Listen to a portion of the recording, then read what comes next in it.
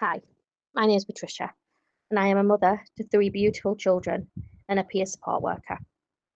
I think with hindsight, I've always struggled with my mental health, but it really became more apparent during pregnancy. And by my second pregnancy, I was ready to end my life. There are many situations that can take a toll on your mental health, and for me, being in an abusive relationship was that. I faced homelessness, the criminal justice system, and my children were placed into the foster care system for 9 months. I know that at that point, I didn't have anybody to rely on. And that's a horrible thing to think about, and not something that I wanted my children to ever feel. I accessed everything that was thrown to me, regardless of whether it was good, bad, or not fit for purpose. I knew that if I was going to die, I didn't want to do so without fighting. I am still fighting, but I know that I'm fighting for my children and for the women that are walking the same path. A peer support worker means using the life experiences that we've gained and helping others that are walking the same path. Knowing that that path has been trodden many times, and knowing that there are people that will help you walk through it is something that should give you hope. There are people out there that want to hold your hand through this. Find them, lean on them. That path will become clearer. It will become easier, and the sunlight will shine again. I know that it can feel daunting and overwhelming right now, but I promise you things will change. I hope that you manage to live another day. I hope that you manage to live another week. I hope you manage to live another year, and that with time you find joy and you find reason to believe that you are worthy. Hi, I'm Andy Wilson. I'm a dad, a husband, and now a mental health trainer and advocate. I was a cop for 30 years. 26 years were spent in operational response roles, and I'm very, very proud of my service. I had a breakdown in 2009 while a team sergeant, largely due to many years of unprocessed trauma and a huge workload that simply all became too much to carry. And I became ill with several years of anxiety and depression before the breakdown. Why? It was an illness, but I felt I couldn't talk about it. It's okay to talk is all very well, but if you're professionally obliged to maintain confidentiality around serious issues, then I'm afraid it is just a hashtag and really doesn't help, as nice as it looks on social media and in those borrowed quotes. Things became really bad in 2009, leading to me shutting down, losing my curiosity in life and everything I previously enjoyed, and eventually planning my own suicide. My recovery began with a breakdown and the visit to the GP, being signed off work, being allowed and given permission to rest and recover. Incidentally, in the mental health social media driven world, any discussion of mental health that doesn't include reference to medical advice is an incomplete discussion. It can and does help many people. What helped me, I was fortunate enough to have a good GP who was open, honest and straightforward with me. Family, friends who would listen. I had a great counsellor who I got on with. And then I took it further into several years of counselling study because I got my curiosity back to better understand the illness, the why, and how it affected me. And really, I was really trying to better understand who I really was. The most important work of my life, and far more fundamental than anything I've seen on social media to date. My message of hope is this: it can get better. I'm very lucky now. I got through it with the help of all those around me and the professionals. Please don't put off seeking help as I did. I denied it. I covered it and put it off for far too long, getting the help I really, really needed. It took several years and that was a waste. Be honest with yourself. Never mind talking to others. Those internal discussions with yourself really, really matter too.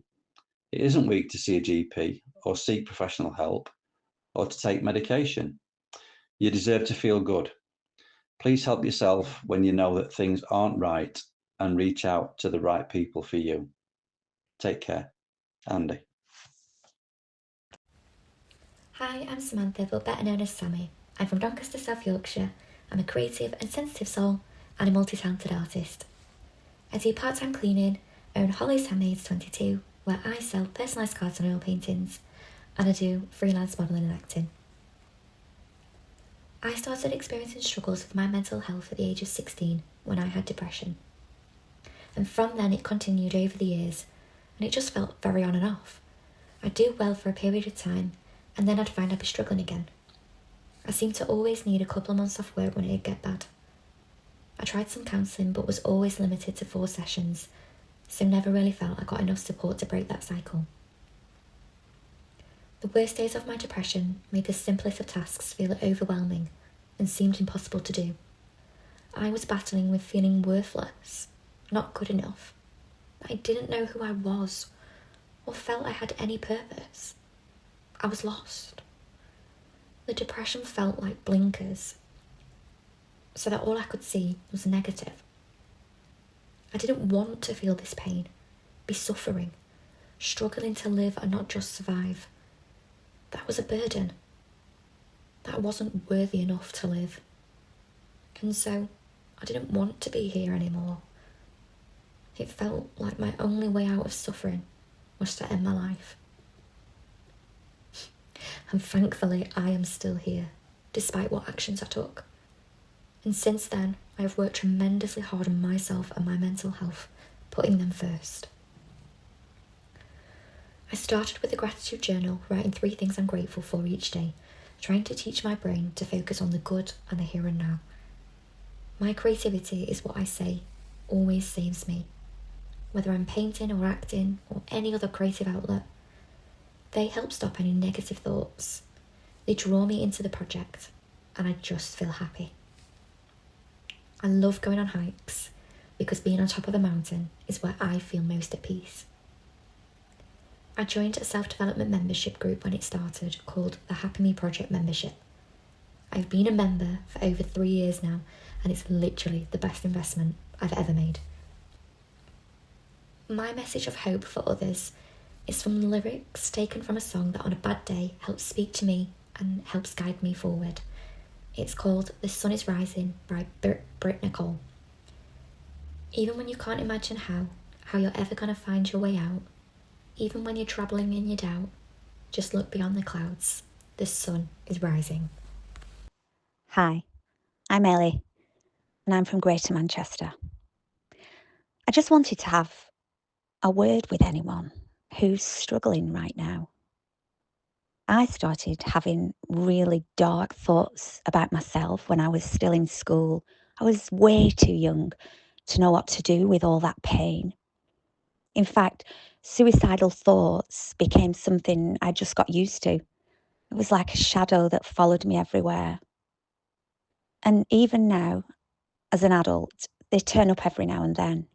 But my life is honestly full, really rich and content most days. And that's something I never thought I'd say. The thing that changed everything for me was reaching out, telling someone that I was struggling, even if I felt a bit daft or, gosh, even ashamed all those years ago. But it did make all the difference. Because guess what? There's no shame in feeling low, in feeling depressed, in feeling suicidal. None at all. The bravest thing I ever did was just let someone know that I wasn't all right. That's how I learned ways to cope. I met people who genuinely cared, and I started to realise and believe that things could get better. I've got a really strong faith, and I know that that's helped me massively. But even if that's not your thing, I promise that there are people out there who want you to stick around. If you're listening and you feel like you can't go on, please just let someone know. You're not weak for needing help. Life is hard enough as it is.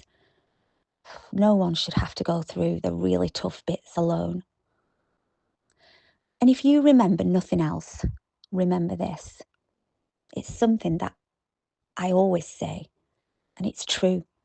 All our stories are different, but one thing is the same.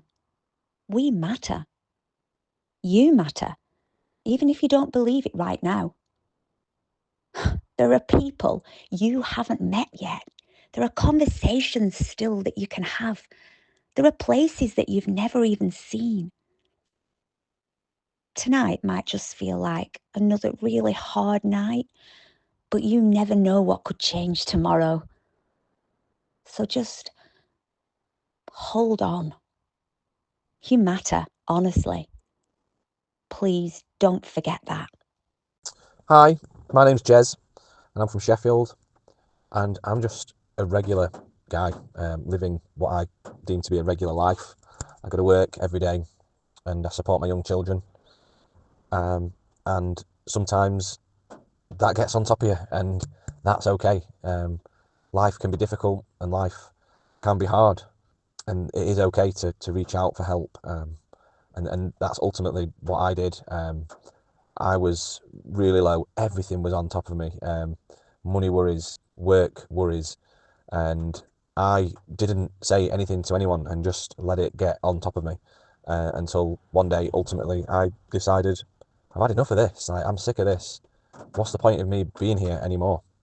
And that, I didn't know it at the time, but was the lowest point. And I just went to a men's talking group called Andy's Man Club, where anyone can walk through the door over 18, discuss their problems, not necessarily get help from anyone, but just talk it out. And you open those doors and you walk into that room and you see, it's like looking in a mirror. You see people that are going through stuff, have been through stuff, and they're there to pick you up. And ultimately, that's what I've found since going through those doors, is that there are people in my life that care. And just by speaking to them, I now successfully run my own business. And I'm leading a happy life, and I'm in a much better position. And it all started from talking to people and getting that help that I needed. I now also run a successful men's mental health charity called On My Head FC, and we meet up weekly to play football together, and we help each other out. And that's ultimately what this is about, getting through life day to day. You can't do it on your own. And it's okay to speak to people and to say you're not okay, and just get that help that you need. Hi, my name's Emma Metcalfe.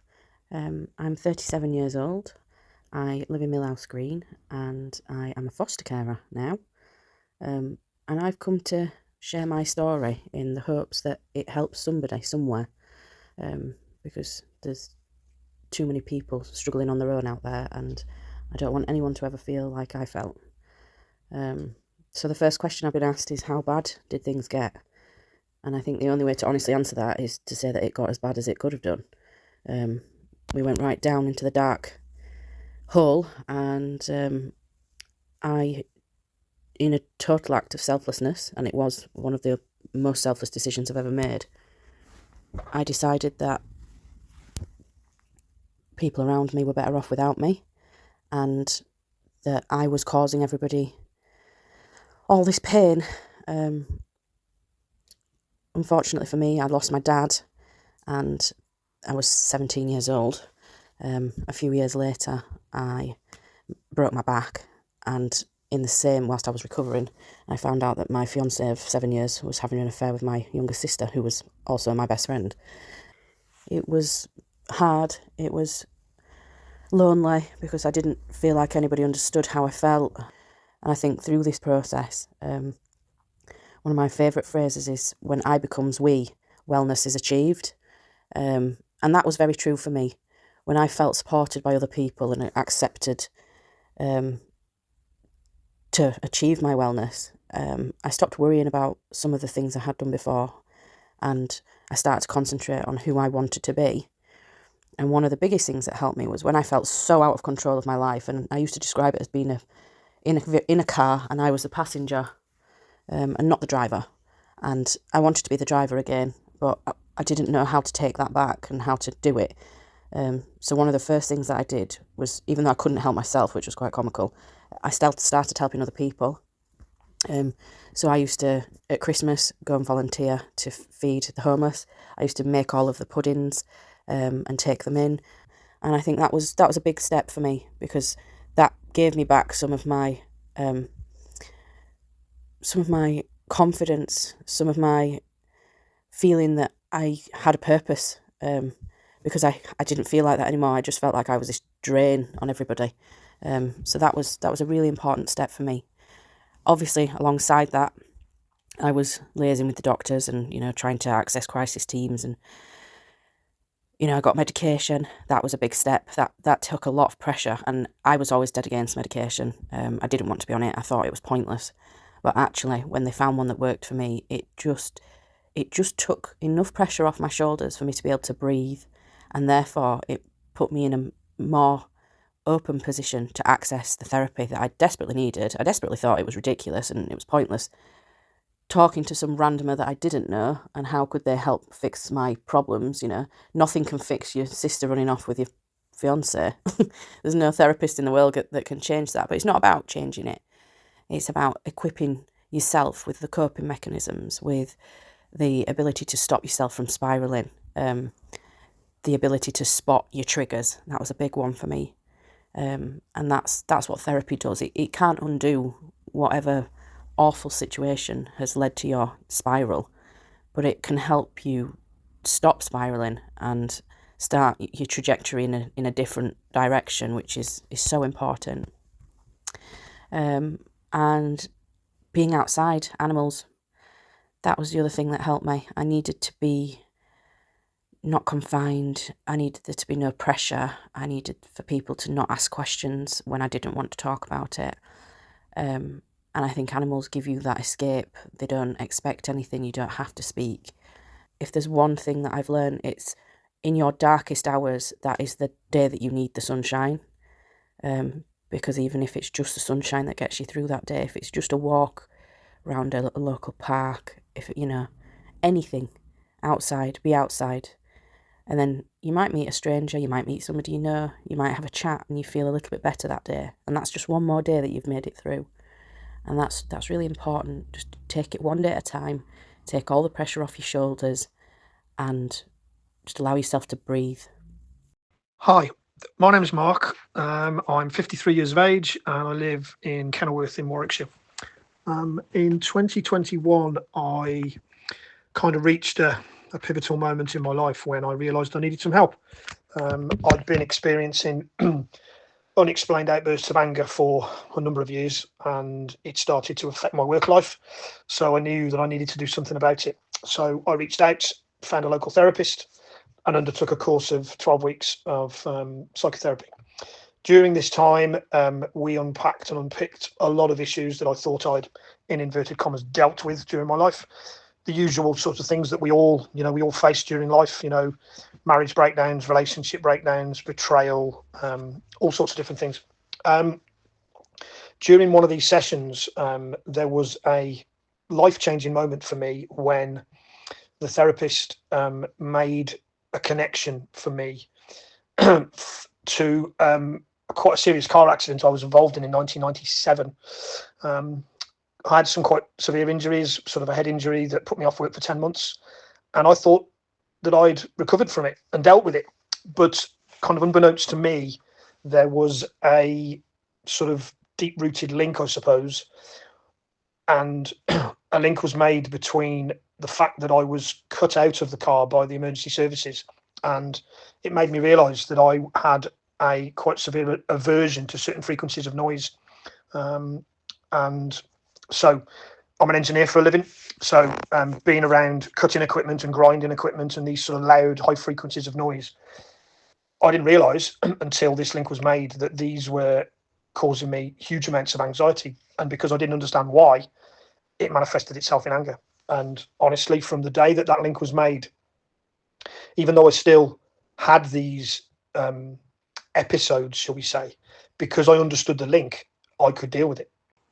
Hey, my name's Cheryl. I didn't think I would reach my 50th year, which I am this year, actually. I am 50 already. Body feels a bit older sometimes, but there you go. No, there was a time when I couldn't see past a dark place. So I was only I can't remember, 18, 19, when I could see no way out of this awful situation I were in. I felt like I had nothing, no one, no friends, no family, no one really. And I just thought, I can't take it anymore. And that's when I first ended up in the hospital. I did come through after that attempt on my life. I hooked up to monitors. It's all very much of a blur at that time. I felt very alone in the world. Very alone. And I really can't believe I felt that way now, looking back. It's so easy when you're in that moment of darkness to ever see a way forward, really.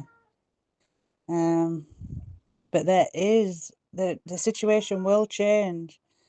It might take some time.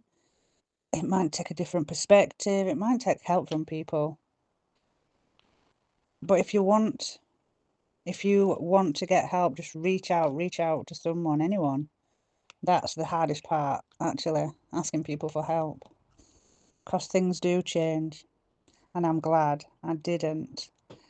I'm glad I didn't succeed in not being here, else I won't be here being 50. My name's Paul. I'm from South Yorkshire. I'm now retired from a long career in photography, teaching and ICT, the bulk of which has been in sales. As I approached my 40th birthday, I was at a very high level of sales in Europe, very, very high pressure, very, very high sales targets, and this led to me drinking to excess. Due to a severe back injury and several operations, I was forced into retirement, and that led to me drinking even more, which led to extreme depressions and 3 serious attempts to take my life. This, despite the fact that I had a wonderful family, a nice home, and what others would regard as a decent lifestyle. As I lost control over the drinking and other aspects of my life, it became very, very dark, and what entered my mind was that whatever was on the other side of life would be infinitely better than what I was going through on this side. The 3 attempts led to me being sectioned, kept in a secure ward, for my own benefit, obviously, but I'm sure you can imagine how dark things were in contrast to the life I had been living. What saved me was that I was fortunate enough to hit a total rock bottom where I threw my hands up and asked for help.